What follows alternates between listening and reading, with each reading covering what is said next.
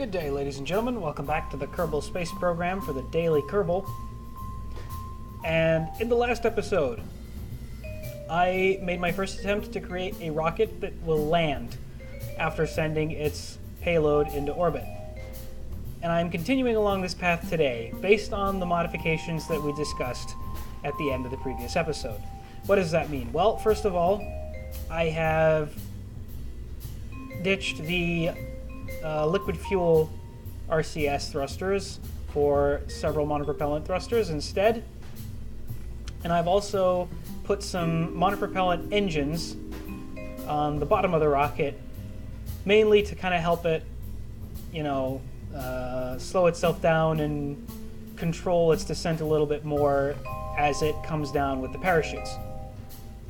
If it lands in water and the whole thing stays in one piece, I am fine with that. All I want is to be able to recover the rocket. The satellite that we're launching today is going to be it's going to be going a little bit further, so I put some more fuel in there, so I hope it'll make it to its target, but it needs a long-range relay antenna. And the thing is, I don't know which one of those counts. This is the largest relay antenna that we have, and I do not see among its statistics anything about which one is long range, which one counts as long range. I'll assume this one counts, but I think there's an easy way to see. All I have to do is put this out into the launch pad,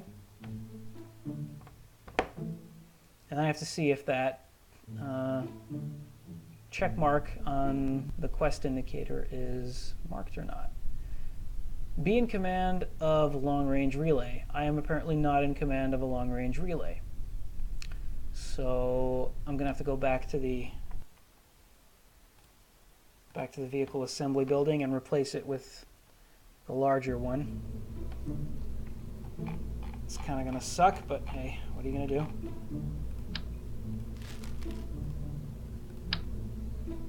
There we are. We're gonna have to edit this fairing too. It's going all the way down, like about that wide. Whoop. Whoop. There we go. All right, save it and launch it.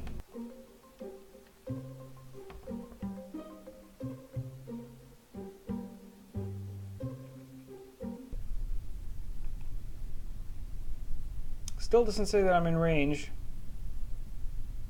In command of a long-range relay. But this is the largest satellite that we have, so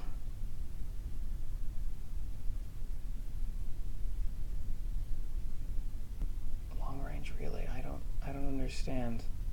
Oh well, whatever. It's not important right now. Let's just commence with the launch and see if we can get this thing to do what it needs to do. Throttle up. And let's go. We have liftoff. I also put the wings on there. That was an oversight the last time. So Osprey 2 now has wings. Got good stable liftoff, nice heading.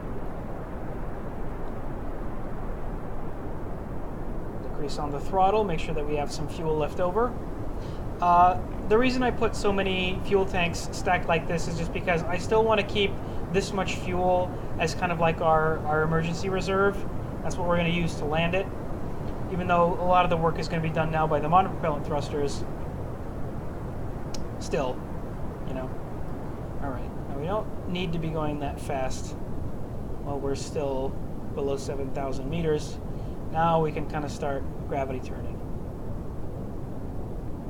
This does feel a lot smoother, by the way, and a lot easier now that there are wings mounted on the bottom of it. All right, just make sure that we keep speeding up, and let's take a look at our heading. It's doing pretty good so far. It's going to snap ahead once we get to a specific altitude. So got to keep an eye on my fuel gauge.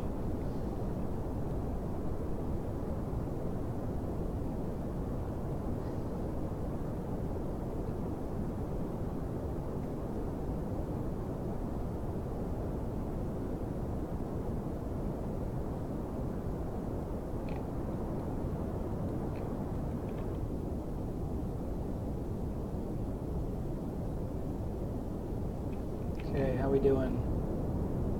We're doing okay. Suborbital trajectory still kind of slow. And I think we can kind of, yeah, there we go. Kind of start maybe more aggressively extending the orbit. How we looking here? Alright, I can't rely on this to indicate how much fuel I have. I have to keep popping back out of the map screen to see this. I debated for a while putting one of those large Rockomex size monopropellant tanks instead of these 4 ones. My main concern, obviously, with putting things on the exterior of the rocket was drag. But I don't feel like this is going to be much of a problem. Okay, we have periapsis above 70,000, which is good. That's all that we really want. Let's just use the rest to put us on a trajectory. Actually, what I'm going to do here is I'm going to extend the suborbital trajectory only up until we get to the point where we're above dry land. I hope I have enough fuel left for that. Come on, we got enough.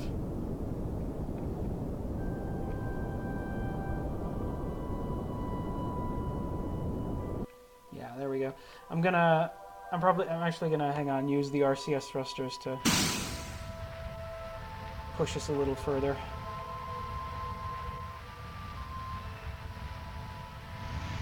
Not even doing anything? I can't tell. A bit, yeah. Still gonna land in the ocean, I'm afraid, but... Or, you know, I could just do this. Honestly.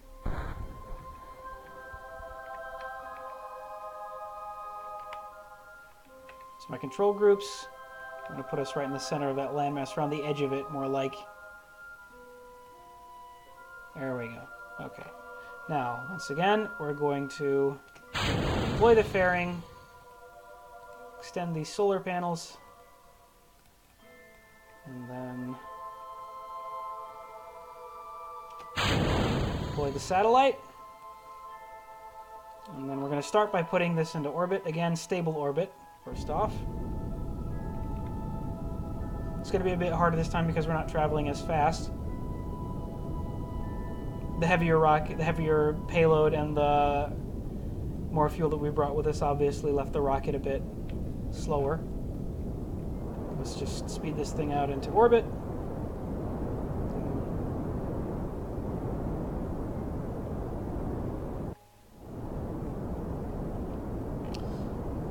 Another thing, by the way, that I think this game might benefit from, like what's really keeping me from doing this properly is that now I have to kind of leave that out there and hope that I can get this into orbit before it falls down, you know, too far.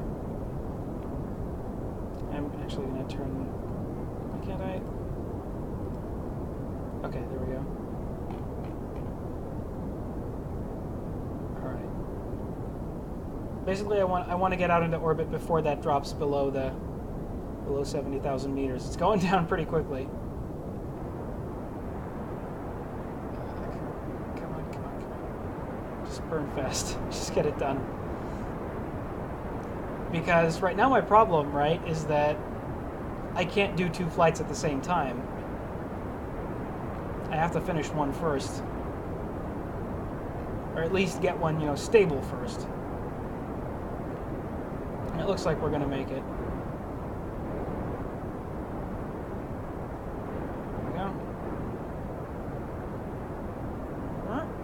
Excellent. Now switch over to this one. Okay, retrograde. Get us oriented.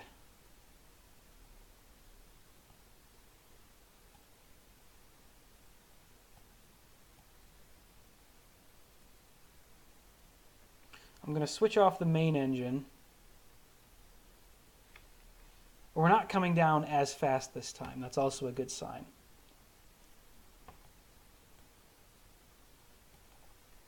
So I'm going to switch off this.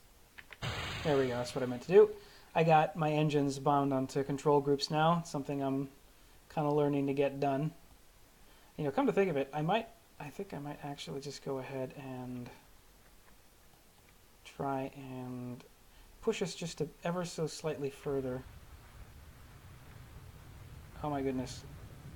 This is not what I meant to happen. Alright, just try and push us out. Activate the RCS.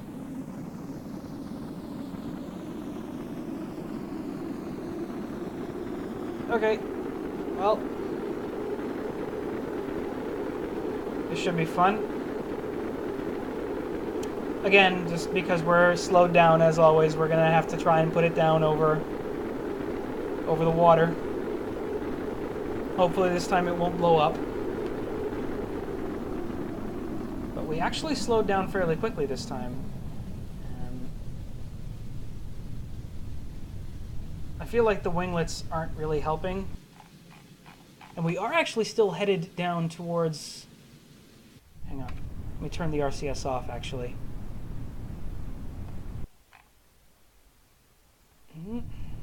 Yeah, parachute's actually going to slow us down even more, but... Speaking of which... Yeah, there we go. Okay, winglets are actually making it more difficult for us to maneuver. So close. So close. It's okay. This is fine, actually. And actually reactivate the main engine as soon as the parachutes fully deploy. And I might actually try to use what's left of our never mind. Alright, there we go. Okay. So we can actually turn off the monopropellant engines right now and just use the main engine. We're going down 16 meters per second, so if that's the speed we were falling down earlier, then, you know, no wonder we crashed and blew up. But anyway, let's just drop it down, wait till we get about there, yeah, and now we just activate the engine, slow us down.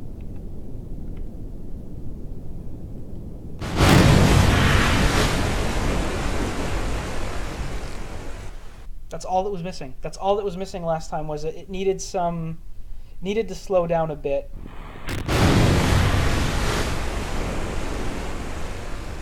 Well, shoot.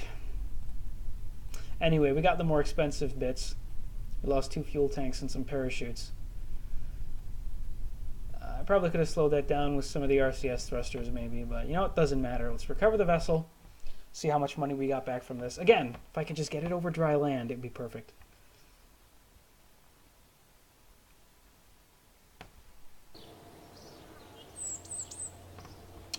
Okay, how'd we do? Parts. 26,000 funds. Okay, so we got back most of it. Got back most of what we invested in there. And now let's complete the mission with the satellite, and then we're good.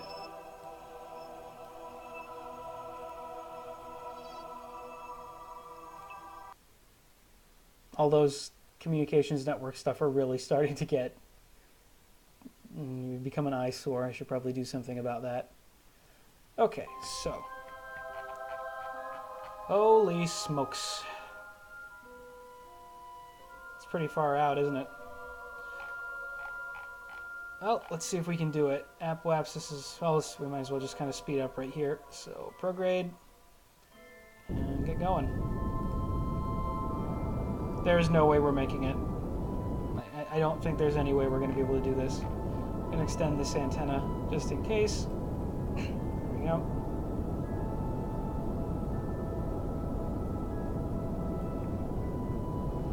Don't think we have enough delta V. We might, though.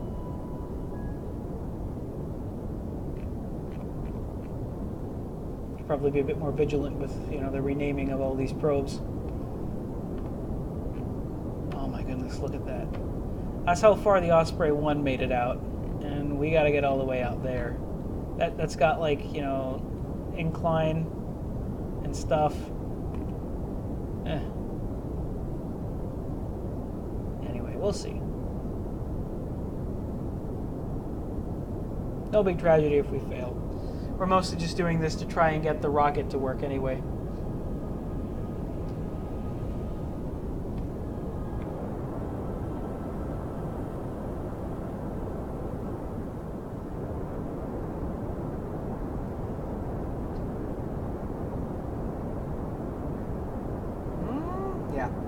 Definitely not going to make it out into that orbit, but we'll see how close we get.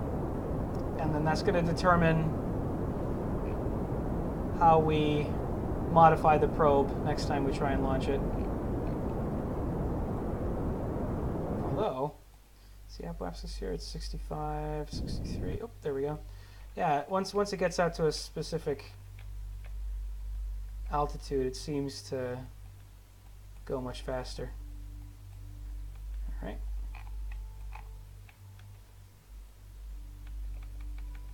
Now we basically do the same thing over here. See how much effort that takes.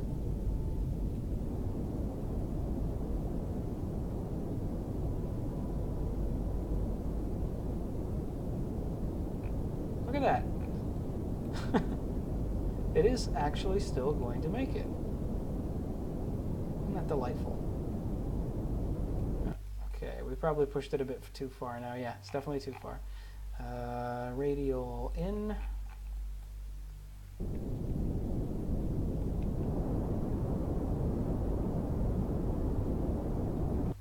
Not like that.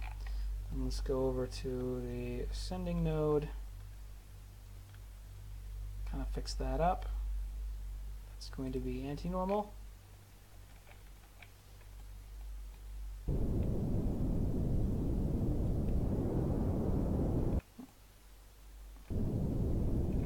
Okay, that's what we would do.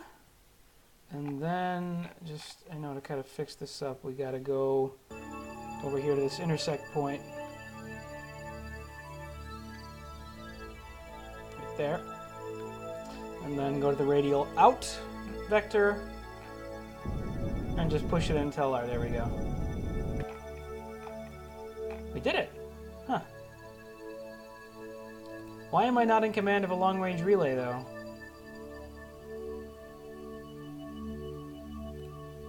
Long-range relay is currently in orbit of Kerbin. That's the idea.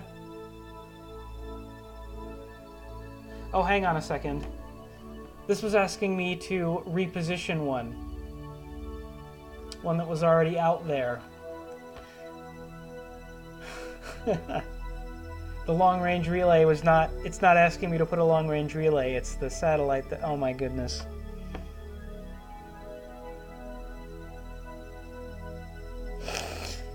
Well then, let's do that. I'm just gonna, I mean, we might as well have two of these guys, you know, so that they're always at specific points. So, normal vector. It's not like it, you know, it's got a shortage of fuel or anything. There. Should complete the contract, right? 10 seconds.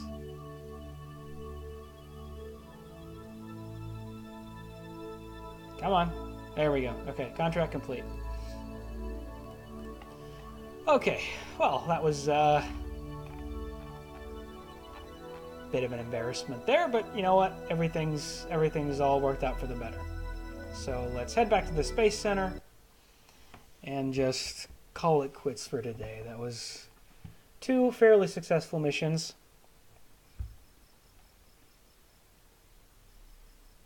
Gotta work on getting my suborbital rockets landing on dry land, because that appears to be a problem. And where I should have just probably recovered the vessel before it tipped over and we lost even more money with it. But we're actually getting good value out of those rockets. That's good news. Now the question is, can we actually recover rockets that we use to launch spacecrafts into orbit?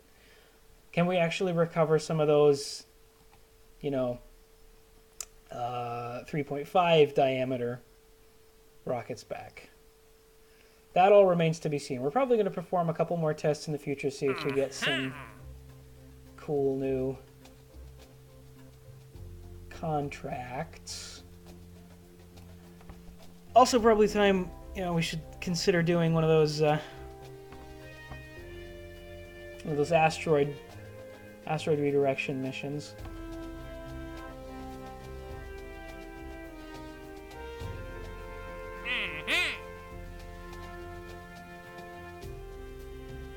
Anyway, that's going to do it for today. I'll consider these all off camera and see what it is that I want to get done. I'll definitely take that because it's easy money. And, you know, once I decide what to do, I will see you in the next Daily Kerbal episode. Thank you very much for watching, everybody. I will see you next time.